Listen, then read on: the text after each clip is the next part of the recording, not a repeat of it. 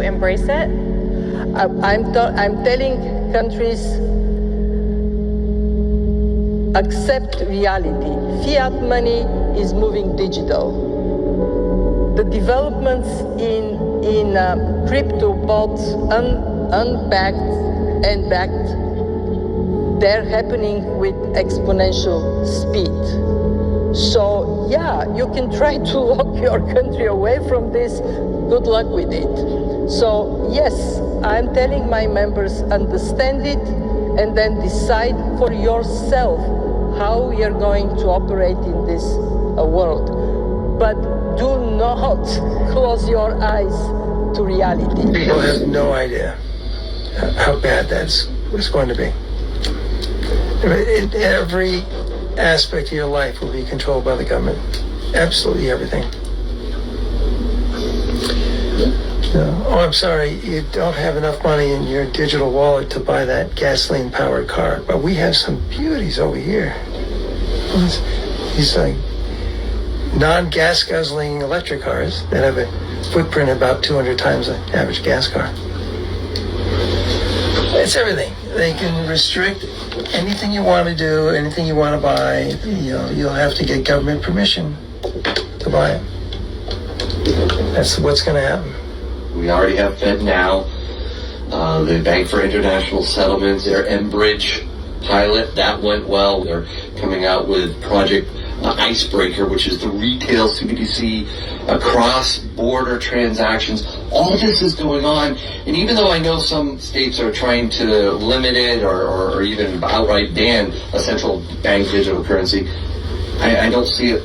Stop. Distracted. Governments are quietly building a system of total financial control that could monitor every single dollar you spend. And one of the greatest investors of all time, Ray Dalio, just issued a chilling warning that almost nobody is talking about. With the rapid adoption of stablecoins and stablecoin regulation taking place in some of the most influential countries in the entire world, many people are rightfully concerned that stablecoins are just the beginning of central bank digital currencies completely taking over our financial lives. So you need to pay attention because we need to revisit this topic. Ray Dalio just did a sit-down interview with Tucker Carlson where he was asked what will happen when the governments issue central bank digital currencies, and this is what he said. There will be no privacy, and it's a very effective controlling mechanism by the government.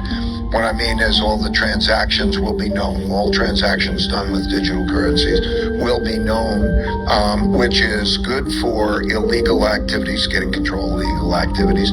But it also means that the government has a great deal of control.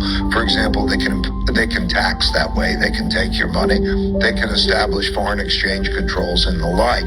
And so that's something that will be an increasing issue, particularly for international holders of that currency, because they might feel, let's say, if you're a Frenchman and they wanted to have sanctions, they could take your money. Of course. We are entering an era where your privacy isn't just at risk, it's being engineered out of the system. And right now, there is massive confusion between stablecoins and central bank digital currencies, or CBDCs. With rapid regulation hitting the US, you need to know the difference before you're forced into a trap. Think of it like this. Stablecoins are private digital dollars that run on open, decentralized blockchains. Central bank digital currencies are the exact opposite. They are digital banknotes issued directly by the central bank, giving them a God view of your entire life.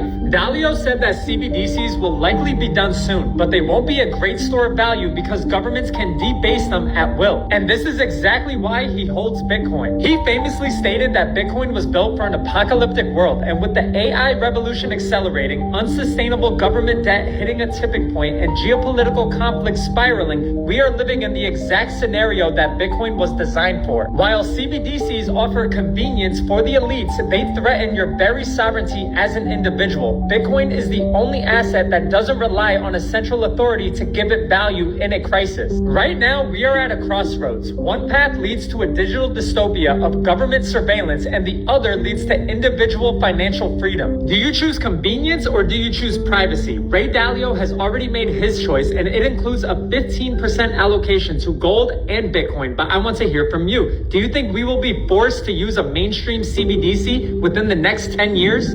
Did anybody else see the Ring camera commercial that aired during the Super Bowl? I mean, they're not even trying to hide it at this point. If you didn't see it, I'll speed it up and play it here. Well, just watch. This is Milo. Pets are family. But every year, 10 million go missing. And the way we look for them hasn't changed in years. Until now. One post of a dog's photo in the Ring app starts outdoor cameras looking for a match. Search Party from Ring uses AI to help families find lost dogs. Since launch, more than a dog a day has been reunited with their family. Be a hero in your neighborhood with Search Party. Available to everyone for free right now. 10 million dogs go missing every year. Help us find 500 of that 10 million by agreeing to mass surveillance. That's just diabolical. We're going to use it to find your dog. We're going to have you upload photos of your dog to the AI database, and then we'll activate all the cameras in your area, in your neighborhood, and use it to find your dog. Anybody with half a brain knows they're not using that to track your dog. Practically every dog in America comes microchipped. If my dog ran out the front door right now, I could track him. I don't need a mass surveillance state to do that. But they're actually going to convince people that's what they're doing, and then your neighbors are going to get a camera, and you're not going to have one, and your neighbors will genuinely ask you, hey, why didn't you get on the Search Party app? Do you hate dogs or something? The only thing that ad taught me was that Ring cameras can be controlled remotely and have facial recognition. Guys, we're so screwed. Discord will require you to scan your face or scan your ID for full access next month. And now this is a huge problem. And they're going to try to sell it to you like, hey, this is to protect the kids from weirdos, keep kids off this app, which is true. I mean, Discord is like nefarious.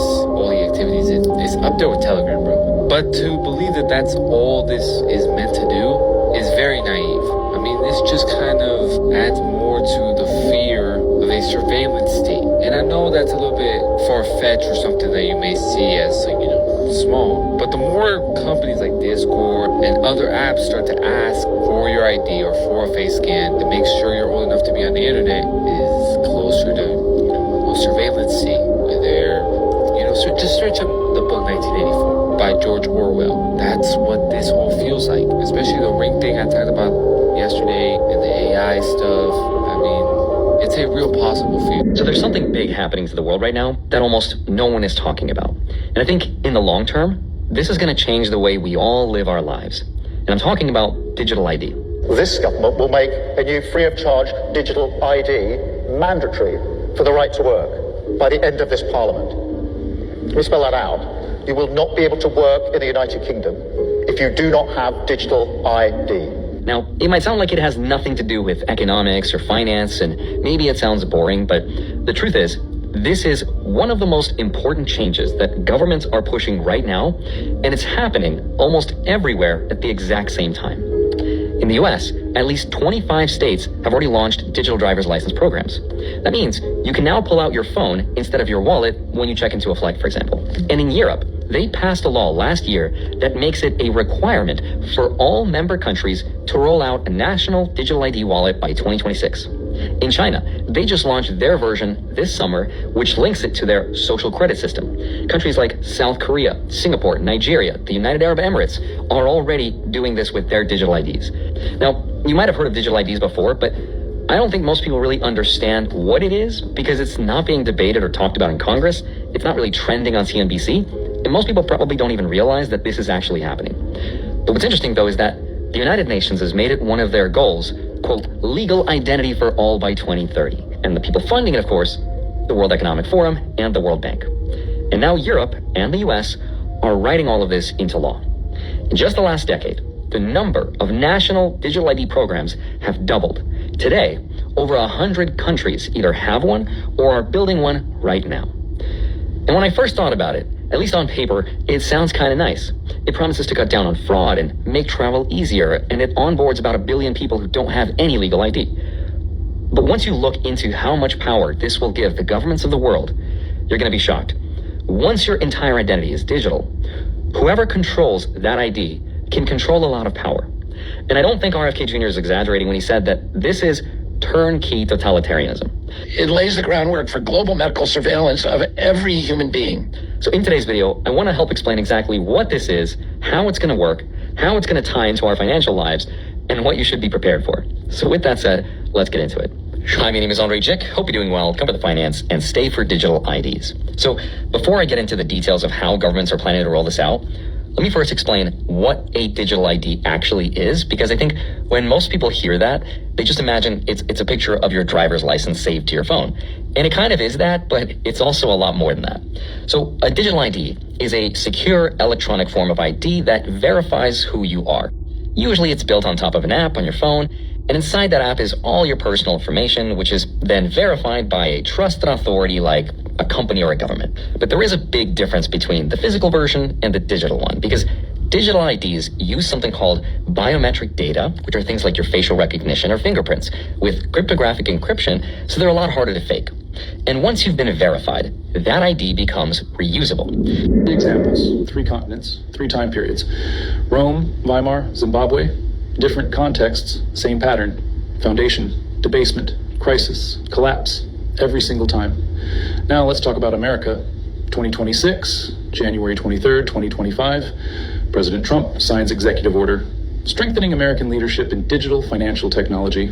The headlines celebrate: CBDCs banned, federal agencies prohibited from creating, promoting, or issuing central bank digital currencies, privacy protected, surveillance prevented, freedom preserved. But here's what the order actually does, and more importantly, what it doesn't do. The order bans government CBDCs. Correct. But it aggressively promotes private digital currencies, specifically dollar-backed stablecoins. The order explicitly endorses developing and promoting United States dollar-backed stablecoins worldwide. It creates a working group on digital asset markets, includes Treasury, Commerce, Homeland Security, SEC, CFTC, timeline for implementation, recommendations for legislative framework. The goal isn't to stop digital currency. The goal is to privatize it. And it's already happening at scale. Tether, USDT. Market cap $186.6 billion. Grew 36% in 2025. Processes over 176 billion in circulating supply. Used in 66% of all stablecoin trades on centralized exchanges. $8.9 trillion settled on chain in the first half of 2025. Circle, USDC. Market cap $75.1 billion. Grew 73% in 2025. $18.3 trillion in transaction volume.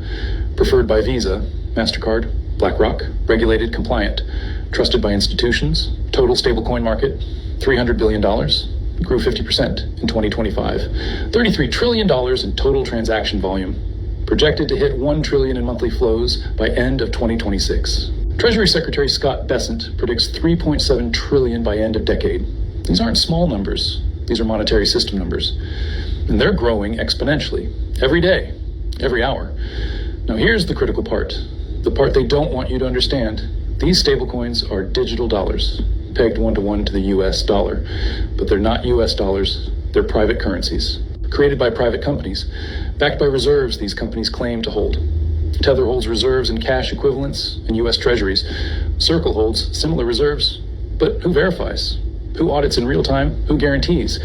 The answer is nobody, not really. These are private entities operating in a largely unregulated space, creating digital money, hundreds of billions of dollars worth. And the U.S. government just gave them explicit endorsement, not just permission. Endorsement. Trump's order doesn't ban digital currency. It outsources digital currency to private corporations. The surveillance concern? Still there. Every transaction on blockchain is traceable, permanently, immutably. The privacy concern? Still there. Private companies hold all transaction data, subject to subpoena, subject to hacking, subject to government pressure. You celebrated the CBDC ban. Meanwhile, private CBDCs just got the green light. With government blessing, let's apply the pattern. Stage by stage. Stage 1, foundation and trust. The US dollar, global reserve currency since Bretton Woods, backed by the full faith and credit of the United States. The largest economy in the world, the most powerful military in history. For decades, this worked. The dollar held its value.